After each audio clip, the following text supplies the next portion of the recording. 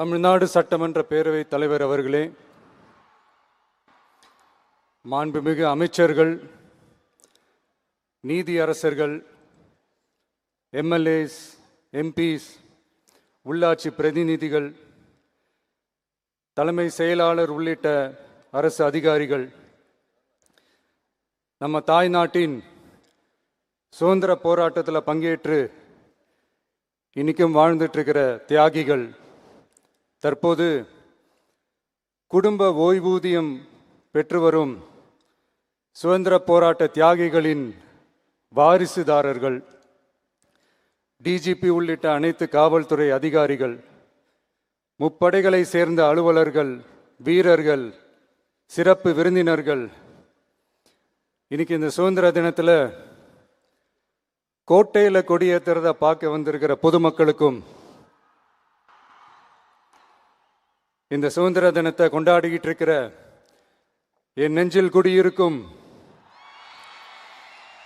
தமிழக மக்களுக்கும், மாணவ மாணவிகளுக்கும் அனைவருக்கும் என்னுடைய சுதந்திர தின நல்வாழ்த்துக்கள், என்னுடைய வணக்கத்தையும் தெரிவிச்சுக்கிறேன். தங்களுடைய உயிரை, உடமைய, வாழ்க்கைய எல்லாம் இழந்துட்டு நமக்காக சுதந்திரம் வாங்கி கொடுத்த நம்ம சுதந்திர போராட்ட தியாகிகள், அதில் பிரபலமானவர்கள் மற்றும் பேர் தெரியாதவங்க அப்படின்னு இருந்தாலும் அவங்க எல்லாருக்கும், ஏன் அவங்க ஒவ்வொருத்தருக்கும் தனிப்பட்ட முறையில் என்னுடைய வீர வணக்கங்கள்.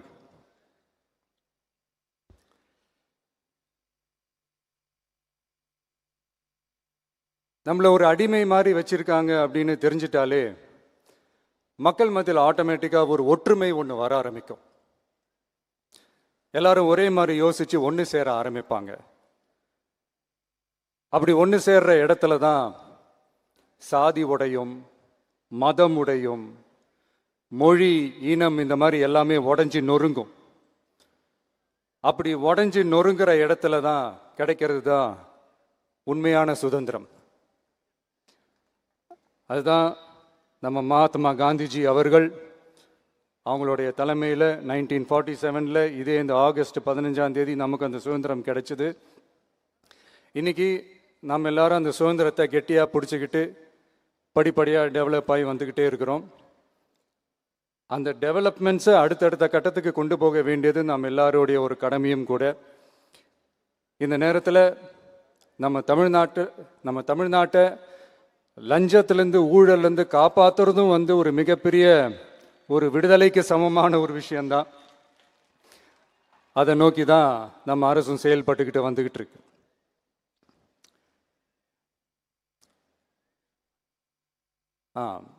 இந்த 386 ஆண்டு பழமையான இந்த கோட்டையில் இங்கே மேலே ஏறி வந்து இந்த 80வது சுதந்திர தின நாளில் நம்ம நாட்டோட தேசிய கொடியை ஏற்றி வச்சு இன்னைக்கு இந்த விழாவில் என்னை பேசவும் வச்சிருக்கிறீங்க. அதுக்காக உலகம் முழுவதும் இருக்கிற என்னுடைய தமிழ் சொந்தங்களுக்கும், தமிழ்நாட்டு மக்களுக்கும், ஜென்சி இளம் சிங்கப்படை தோழர்களுக்கும் என்னுடைய மனமார்ந்த நன்றியை தெரிவிச்சுக்கிறேன். பிறப்புக்கும் எல்லா உயிருக்கும் அப்படின்ற ஒரு மிகப்பெரிய ஒரு கோட்பாட்டை அடிப்படையாக வச்சு தான் நம்ம தமிழ்நாட்டை லஞ்ச லாவண்யமற்ற, போதைப் பொருள் கலாச்சாரம் இல்லாத, பெண்கள் பாதுகாப்பு, சமூக நீதி அடிப்படையில்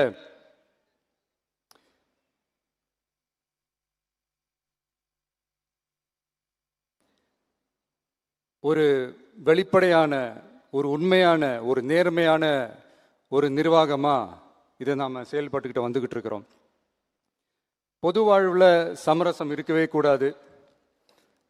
மக்கள் நலன் தான் மிக மிக முக்கியமான ஒரு விஷயம். அந்த அடிப்படையில் தான் தமிழக வெற்றி கழக அரசு செயல்பட்டுக்கிட்டு வந்துக்கிட்டு இருக்கோம். அதே அடிப்படையில் தான் மக்கள் நலன் சார்ந்த திட்டங்கள்லையும் நம்ம சென்ட்ரல் கவர்மெண்ட்டோட நிர்வாக ரீதியாக ஒத்துழைப்போட இருக்கிறோம்.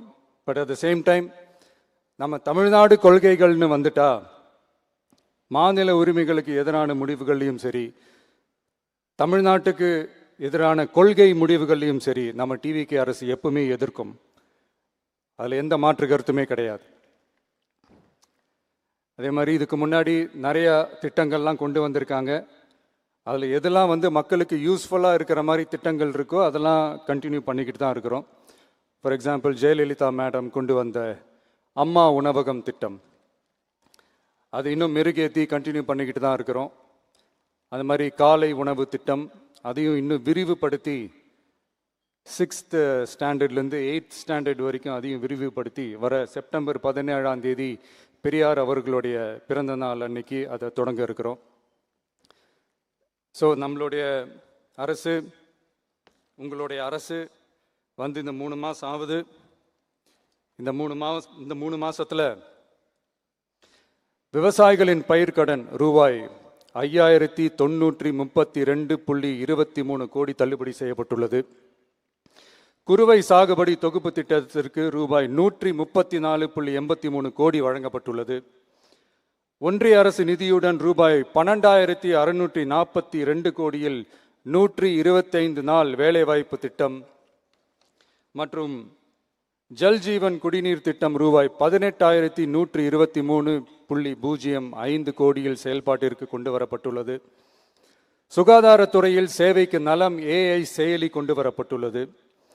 பேரறிஞர் அண்ணாவின் பிறந்த நாளான செப்டம்பர் 15ஆம் நாள் தாய்மாமன் தங்க மோதிர திட்டம் ரூபாய் 755.83 கோடியில் தொடங்கப்பட உள்ளது. மக்களின் போக்குவரத்திற்கு ரூபாய் 127.21 கோடியில் 300 புதிய பஸ்கள் வழங்கப்பட்டுள்ளது. தமிழ்நாட்டில் மது பழக்கத்தை குறைத்திடும் வகையில் முதற்கட்டமாக 717 டாஸ்மாக் கடைகள் மூடப்பட்டுள்ளன. வெளிப்படையான நிர்வாகத்திற்காக நவீன தொழில்நுட்பத்தை பயன்படுத்தி கணினி மயமாக்கப்பட்ட நிர்வாகம் செயல்பாட்டில் உள்ளது. முன்னெப்போதும் இல்லாத ஆளில்லா பத்திரப்பதிவு செயல்பாட்டிற்கு கொண்டு வரப்பட உள்ளது. கோயில் நிலங்கள் கணக்கெடுக்கப்பட்டு அனைவருக்கும் தெரியுமாறு ஆன்லைனில் ஏற்றப்படுகிறது. வருவாய்த்துறையில் அனைத்து சான்றிதழ்களும் 15 தினங்களுக்குள் வழங்கப்படுகிறது. லஞ்சம் வாங்குவதை புகார் செய்ய புதிய வாட்ஸ்அப் எண் அறிவிக்கப்பட்டுள்ளது. அரசின் வருமானம் தனிநபருக்கு செல்வது தடுக்கப்பட்டுள்ளது. அனைத்து துறைகளிலும் லஞ்சம் ஊழல் ஒழிக்க தொடர் நடவடிக்கை எடுக்கப்பட்டு வருகிறது. கனிம பயன்பாடு முறைப்படுத்தப்பட்டு நவீன தொழில்நுட்ப உதவியுடன் விநியோகிக்கப்படுகிறது. சட்டம் ஒழுங்கு தீவிரமாக கண்காணிக்கப்பட்டு பராமரிக்கப்பட்டு வருகிறது. ஜூன் மாதம் 29, 30ஆம் தேதியில் நடந்த மாவட்ட ஆட்சியர் மற்றும் காவல் கண்காணிப்பாளர் மாநாட்டில் சட்டம் ஒழுங்கு பிரச்சனையில் கடுமையான நடவடிக்கை எடுக்க உத்தரவு போட்டிருக்கிறோம். அரசு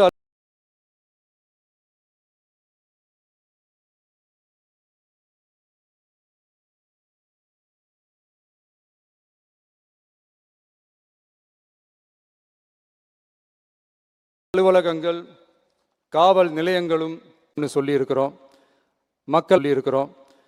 மக்களை அலைய விடக்கூடாது. கோரிக்கைகளை நல்லபடியாக ஆராய்ஞ்சு சரியான வழியில் தீர்வை தர சொல்லியிருக்கிறோம்.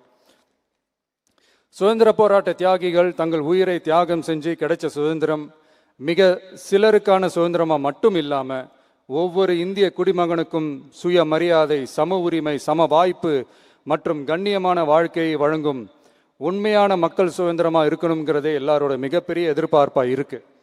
அதை நிறைவேற்றுற பொறுப்பும் நம்மளோடது தான். தமிழ்நாட்டு மக்களோட இணைஞ்சு தமிழகத்தை இந்தியாவின் முன்மாதிரி மாநிலமாகவும் உலக அளவில் வளர்ந்த நாடுகளுக்கு இணையாக தமிழ்நாட்டு பொருளாதாரத்தை 2036 ஆண்டுக்குள் $1.5 trillion உயர்த்திட நாம் உறுதியேற்போம். மக்களே, எல்லாரும் ஓட்டு போட்டுட்டோம். உங்கள் அண்ணனை, உங்கள் தம்பியை, உங்கள் பிள்ளைய எல்லாரும் ஜெயிக்க வச்சு முதலமைச்சராக ஆக்கிட்டோம். அதனால் நம்ம கடமையெல்லாம் முடிஞ்சிருச்சுன்னு சொல்லி யாரும் ஒதுங்கி போயிடாதீங்க. இனிமே தான் நீங்கள் நம்மளோடவே கூடவே இருக்கணும். உறுதியாக நம்ம அரசோடவே கூட இருக்கணும். அப்போ தான் உங்களுக்காக இருக்கிற எல்லா நல்ல திட்டங்களையும் என்னால் செயல்படுத்த முடியும். 8 கோடி பேரோட அந்த பிரதிநிதி தான் முதலமைச்சர் பதவின்னு சொல்லுவாங்க.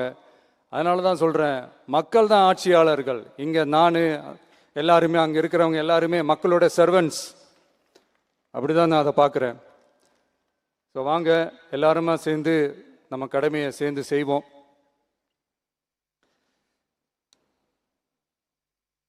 நம்ம அரசுக்கு எதிரான சக்திகளையும் சரி சதிகளையும் சரி முறியடிப்போம். நீங்க எல்லாரும் நம்மளோட இருக்கும்போது எனக்கு வேற என்னங்க கவலை? நல்லதை மட்டுமே நோக்கி நகருவோம். அப்படி நல்லதை மட்டுமே நோக்கி நகரும் உங்க அரசு உங்களுடைய எதிர்பார்ப்புகளையும் உங்களுடைய கருத்துக்களையும் மனசுல வச்சுக்கிட்டு தான் நல்ல சிறிய புதிய அறிவிப்புகளை அறிவிக்க இருக்கிறோம். அதுல ஒரு சிலதை மட்டும் இங்க நான் படிக்கிறேன். ஒன்று, தாய்நாட்டிற்காக தன்னலமற்ற தியாகம் செய்து நமது நாட்டின் பாதுகாப்பிற்காக அரும்பாடுபட்ட முன்னாள் படை வீரர்களின் நலன் கருதி அவர்களது 2 மகள்களுக்கும் வழங்கப்படும் திருமண நிதி உதவி 25,000 ரூபாயிலிருந்து 50,000 ரூபாயாக உயர்த்தி வழங்கப்படும். 2, மாற்றுத்திறன் கொண்ட முன்னாள் படை வீரர் மற்றும் அவர்களை சார்ந்தோர்களுக்கு வழங்கப்பட்டு வந்த மாதாந்திர நிதியுதவி 5,000 ரூபாயிலிருந்து 7,000 ரூபாயாக உயர்த்தி வழங்கப்படும். 3, மாநில அரசால் விடுதலை போராட்ட வீரர்களுக்கு வழங்கப்பட்டு வரும் மாதாந்திர ஓய்வூதியம் 23,000 ரூபாயாக உயர்த்தி வழங்கப்படும். 4, மாநில அரசால் விடுதலை போராட்ட தியாகிகளின் குடும்பங்களுக்கு வழங்கப்பட்டு வரும் மாதாந்திர குடும்ப ஓய்வூதியம் 12,500 ரூபாயாக உயர்த்தி வழங்கப்படும். 5, வீரபாண்டிய கட்டபொம்மன், முத்துராமலிங்க, விஜய ரகுநாத சேதுபதி, மருது சகோதரர்கள் மற்றும் வாவு சிதம்பரனார் ஆகியோரின் வழித்தோன்றல்களுக்கு வழங்கப்பட்டு வரும் மாதாந்திர சிறப்பு ஓய்வூதியம் 11,500 ரூபாயாக உயர்த்தி வழங்கப்படும். இவற்றிற்கான அரசாணைகள் அரசால் வெளியிடப்பட்டுள்ளது. I once again extend my respectful greetings and salute the people of Tamil Nadu who has broken the caste and religious considerations, rejecting money and muscle power, and gave us an overwhelming support to establish people-centric and social justice government. We are on a mission mode to achieve corruption-free government. We want our people to develop zero tolerance towards corruption. And we appeal to the officials and the people of Tamil Nadu to make our state corruption-free.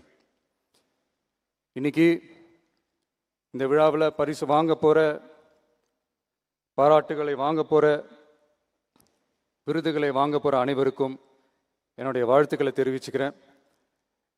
இந்த விழாவை ரொம்ப அழகாக ஏற்பாடு செஞ்ச பொதுத்துறை செயலாளர் அவர்களோடு சேர்ந்து அலுவலர்களுக்கும், காலையிலேயே இந்த பிராக்டிஸ் பண்ணி சிறப்பான பரேட் நடத்திய காவல்துறை நண்பர்களுக்கும், இந்த விழாவை ரொம்ப பாதுகாப்பாக நடத்திய காவல்துறை அதிகாரிகளுக்கும், ஊடகத்துறை நண்பர்களுக்கும், சமூக ஊடகத்துறை நண்பர்களுக்கும் என்னுடைய மனமார்ந்த நன்றியை தெரிவிச்சுக்கிறேன். கான்ஃபிடென்ட்டாக இருங்க, நல்லதே நடக்கும், வெற்றி நிச்சயம். மீண்டும் சந்திக்கும் வரை நன்றி, வணக்கம்.